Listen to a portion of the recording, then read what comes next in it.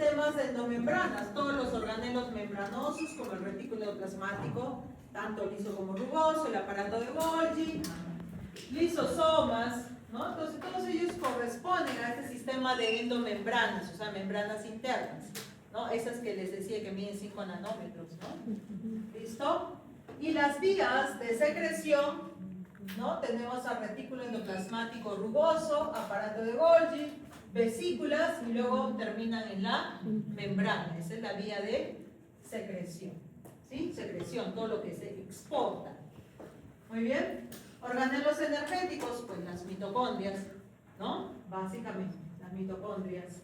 Organelos de detoxificación, ¿no? Para eliminar las sustancias tóxicas, es el retículo endoplasmático liso, esa es su función principal, ¿no? Del retículo endoplasmático liso. Están los peroxisomas y los lisosomas, ¿no? Están implicados, de eso hablamos un poquito más la siguiente semana, pero todos son esenciales. Entonces vamos a concentrarnos primero en este organelo, ¿no? El organelo energético, las mitocondrias.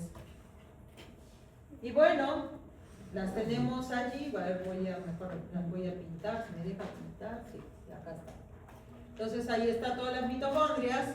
En su estructura nos dice doble membrana, tanto externa, ¿no? Más sencilla es la membrana externa.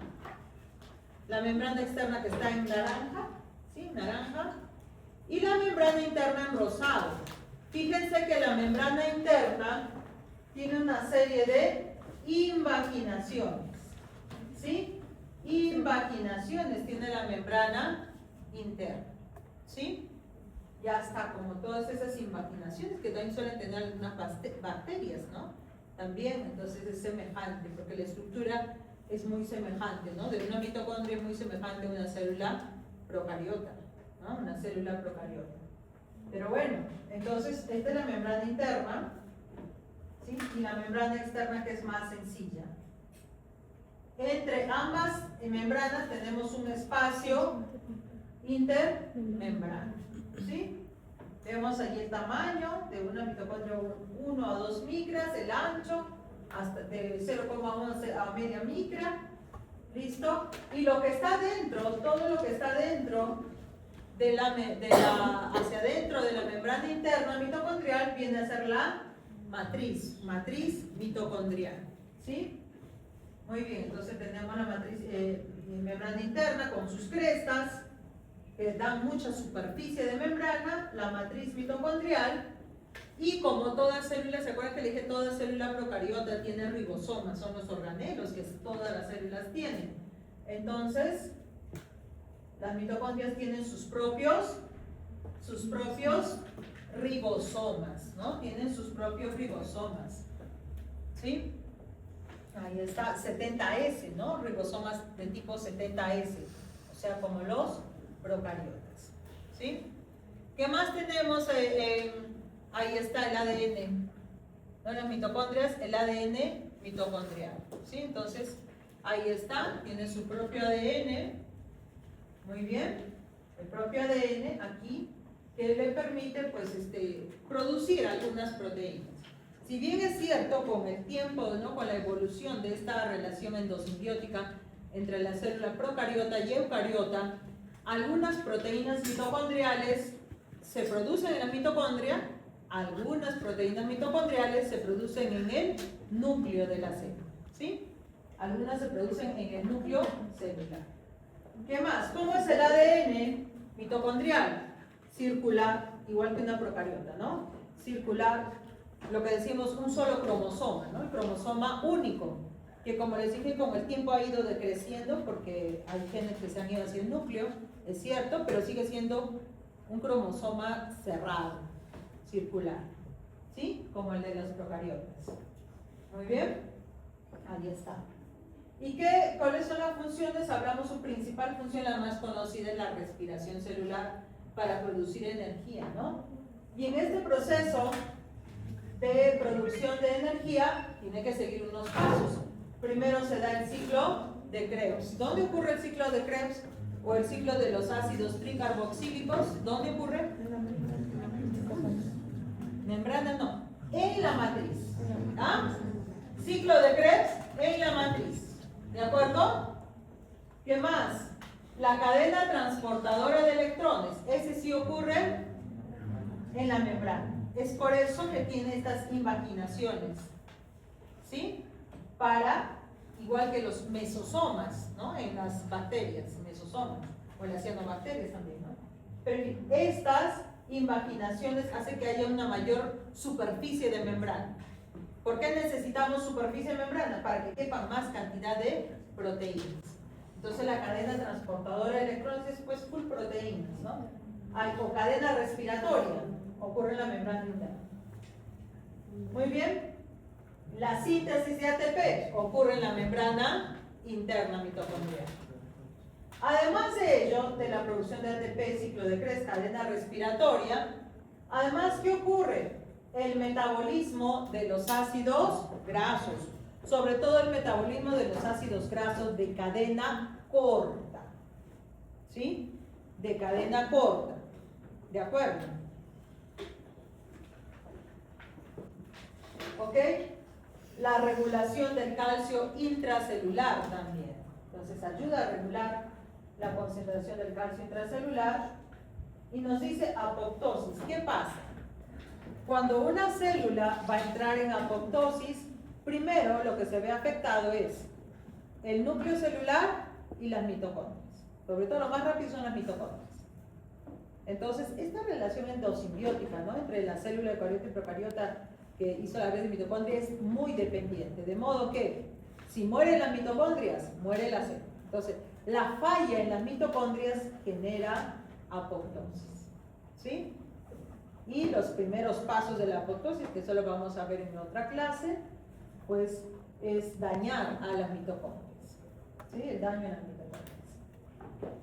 Recuerden que ayer hablamos, por ejemplo, de esa acumulación de sustancias oxígeno reactivas o sustancias nitrógeno reactivas, ¿no? Los radicales libres, al ser tóxicos hacen que funcione mal la membrana, y entonces aquí al funcionar mal la membrana interna mitocondrial, pues se interrumpe la cadena respiratoria y la producción de ATP.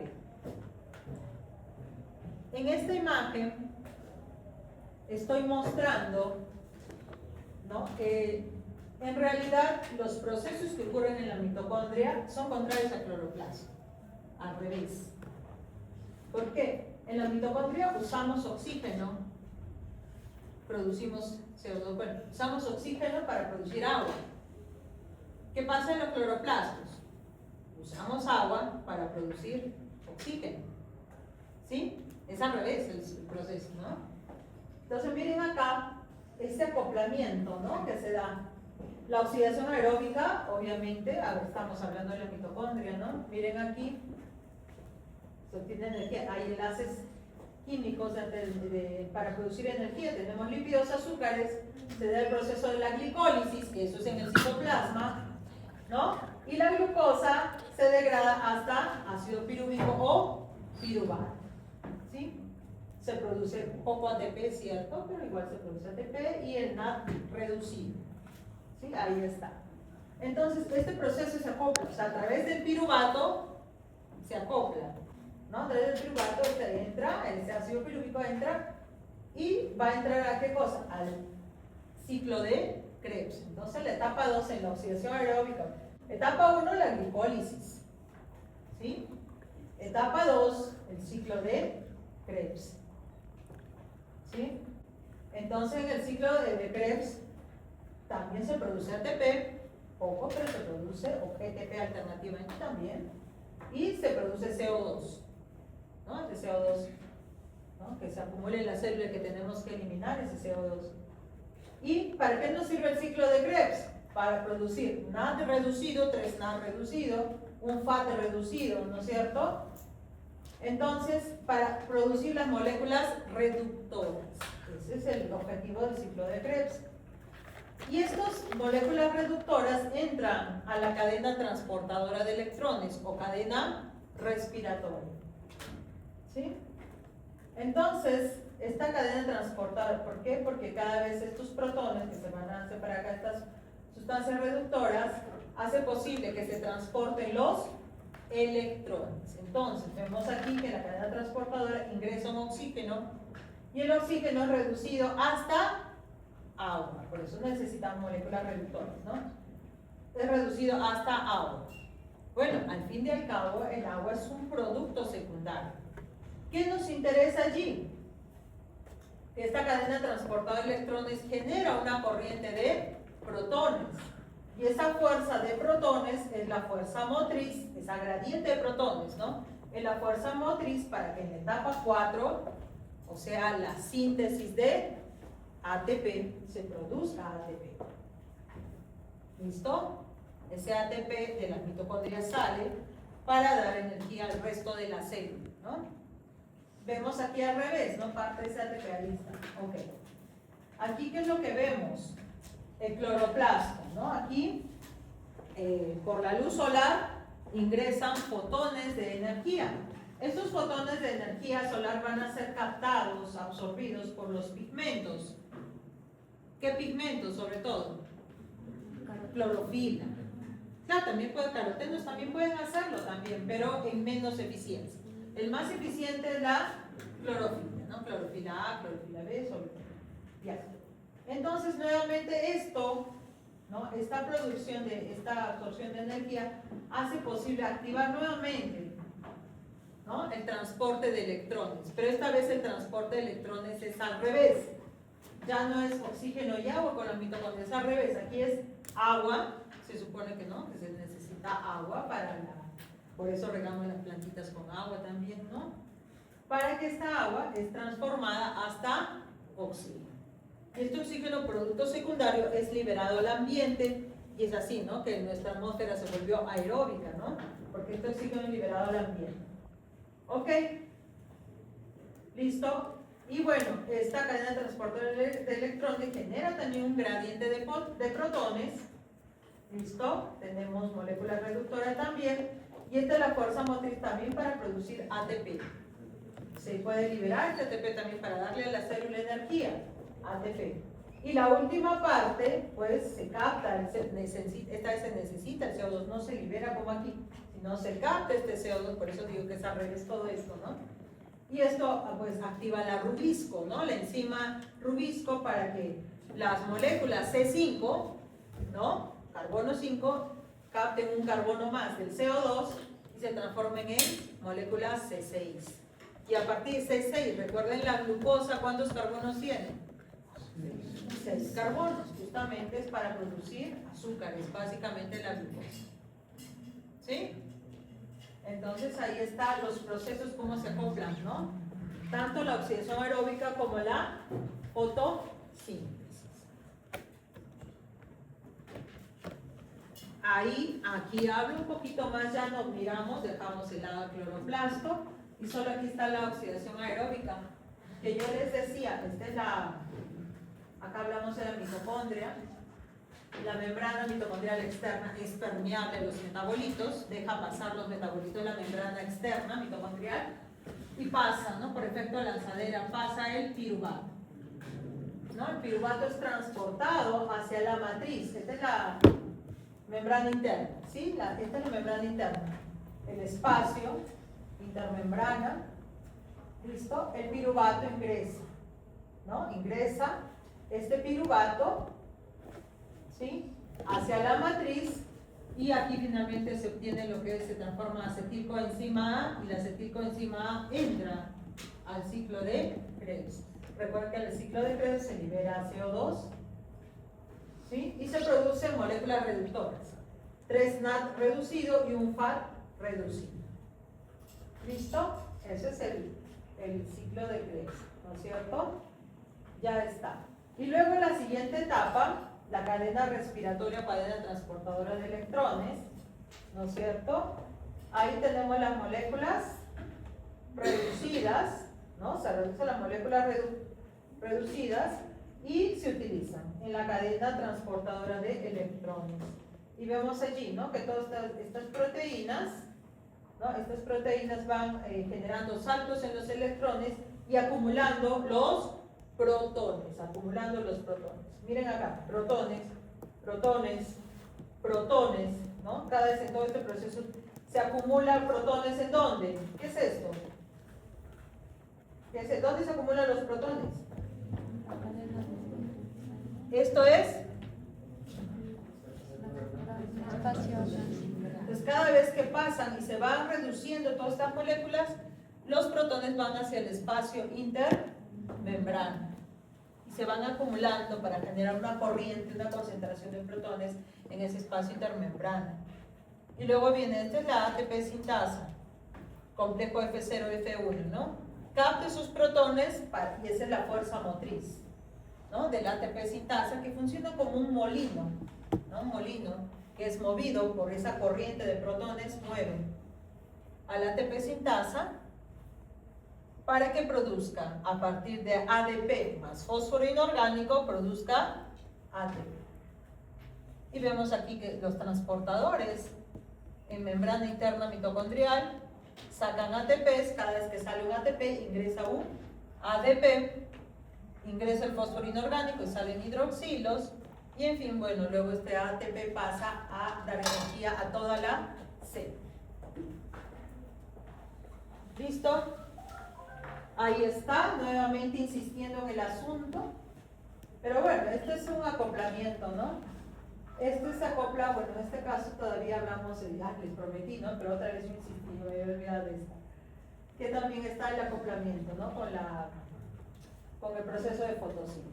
Pero bueno, acá vemos ¿no? La corriente de protones para justamente hacer funcionar a las ATP sintases. Bueno, ahí está el detalle ampliado, ¿no? En este acoplamiento, esta es la membrana interna mitocondrial. Vemos cómo los protones salen, ¿no? Vemos allí.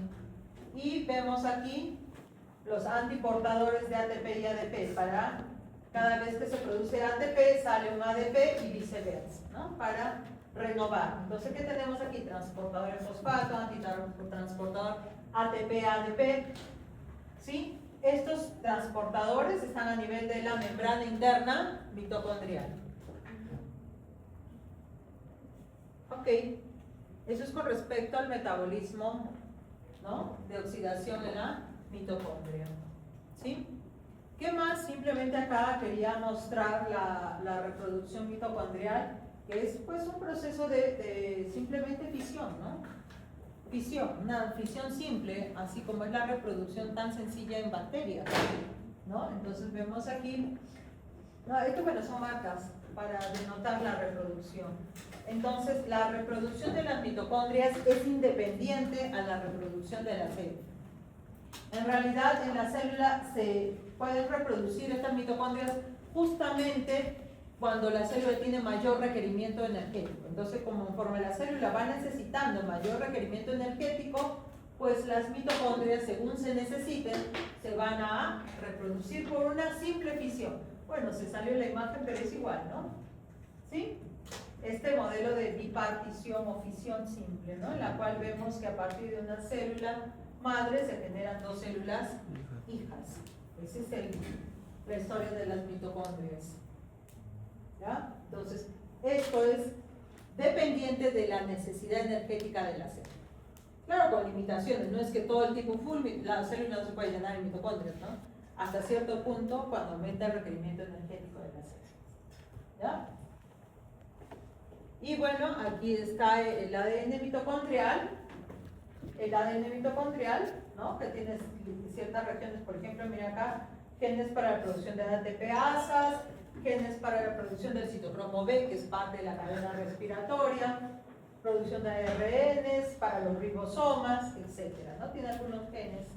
Y recuerden que la herencia de las mitocondrias es a través de la madre, ¿no? Porque recuerden que en la fusión de células, ¿sí? Cuando se da la formación, en la fecundación, ¿no? Cuando se da la formación del cigoto, las mitocondrias pertenecen al ovocito, ¿no? De la madre.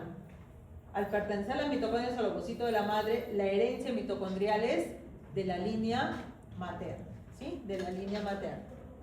Y entonces aquí para terminar, ¿sí? Es para terminar, ¿está bien? Les doy algunos ejemplos de enfermedades mitocondriales. Son básicamente raras, pero sí están implicadas en algunas enfermedades. Por ejemplo, aquí tenemos